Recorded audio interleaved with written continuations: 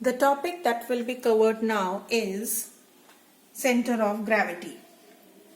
This is the diagram of an irregular body, and this body is considered to be consisting of n number of particles, and each particle has its own weight as depicted in the figure. The weight of all the particles is acting downwards due to the force of gravity, and as you can see in the figure, they all are parallel to each other. They are considered to be parallel. That means these forces or weights, their direction is considered to be parallel because the size of this body is very small as compared to the size of the earth. So they are taken to be parallel.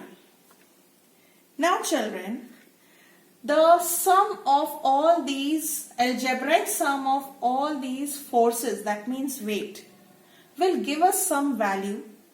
Let's say that value is W. That means when you add them algebraically, you will get some value of weight.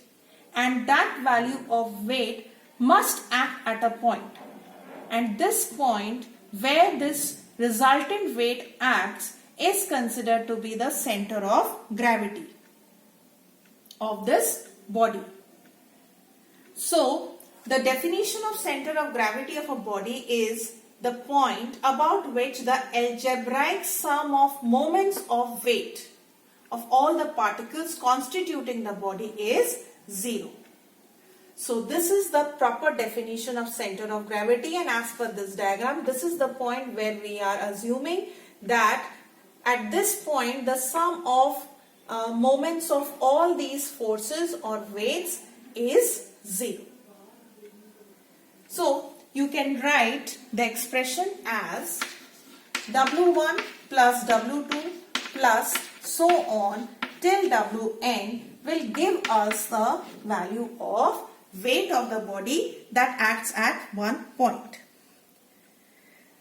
The center of gravity of a body depends upon only on one factor, and that is the distribution of mass of the body. Also, one more thing to be noted, that it is not at all necessary that center of gravity will always lie inside the body. It may lie outside the body also. For example, in a hollow ring or a circular ring, you will always find that the weight of the body or the center of gravity of the body is lying outside. There are, in your book, there are many objects, regular shaped objects, whose center of gravity is given. The position of the center of gravity is given, and you know very well these positions you are required to learn. This is the diagram of a body or a particle P which is moving along a circular path in the anti-clockwise direction. So, if we assume that this particle is moving with constant speed, then that means this particle is covering equal distance in equal interval of time.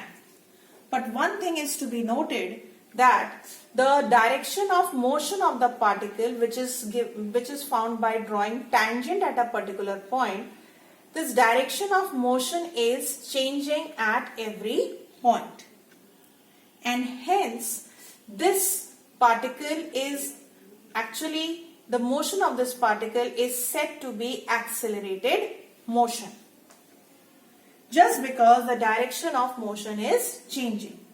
So we can say, in an uniform circular motion, the speed of the particle remains the same, but the direction of motion of the particle changes from one place to another. And because of this, the uniform circular motion are accelerated motion. On the other hand, if we talk about uniform linear motion, then the motion will be unaccelerated. Uniform linear motion. When a body is traveling along a straight line path in one direction, that means it is moving. So when it is having constant speed, That means it is covering equal distances in equal interval of time. And since its direction is also not changing at any point along this line, therefore this body which is set to perform uniform linear motion will have constant speed, it will have constant velocity because the direction of motion is not changing, and since it will have constant velocity, therefore acceleration will be 0. That means it will be an unaccelerated motion. But in uniform circular motion, even if the body is moving with a constant speed, the velocity will not be constant.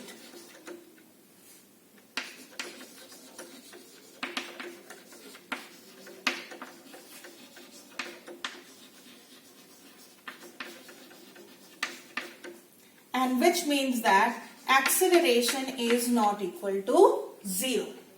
This is the basic difference between uniform circular motion and uniform linear motion. This motion is said to be, uniform circular motion is said to be accelerated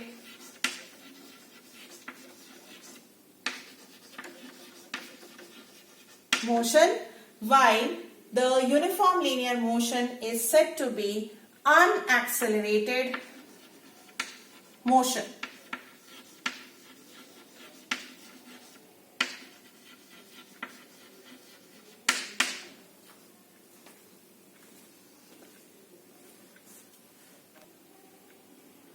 Children, force is always required to bring any change in the direction of motion of the body. Whether it is along the linear motion, whether it is about the linear motion or it is about the circular motion. That means in order to produce acceleration,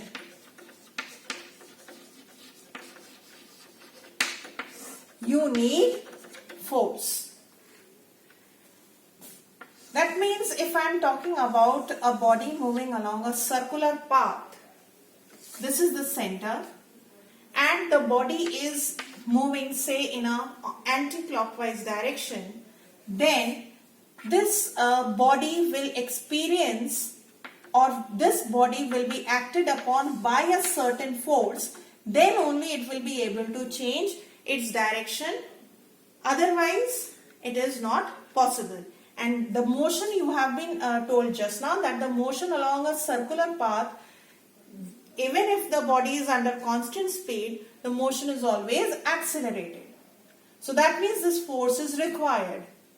This force acts along the center of the circle or center of the path and is known as centripetal force. For example, in an atom, the electron moves along a circular path, and this centripetal force is provided by the electrostatic force of attraction between the electrons and the positively charged nucleus. When planets move around the sun, this necessary centripetal force is provided by the gravitational force existing between the planets and the sun. Similarly, when a stone is tied to the end of the string and it is whirled in a circular path, the tension along the string provides the necessary centripetal force. However, in the examples over here, we have considered that the body is under uniform speed and the direction is changing, so it is accelerated. However, a centrifugal force is the force that acts away from the center of the circular path. Its direction is opposite to that of centripetal force, and it is a fictitious force. It is not a real force.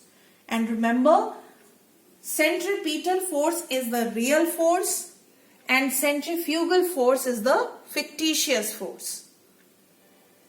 Centrifugal force and centripetal force are not action-reaction forces.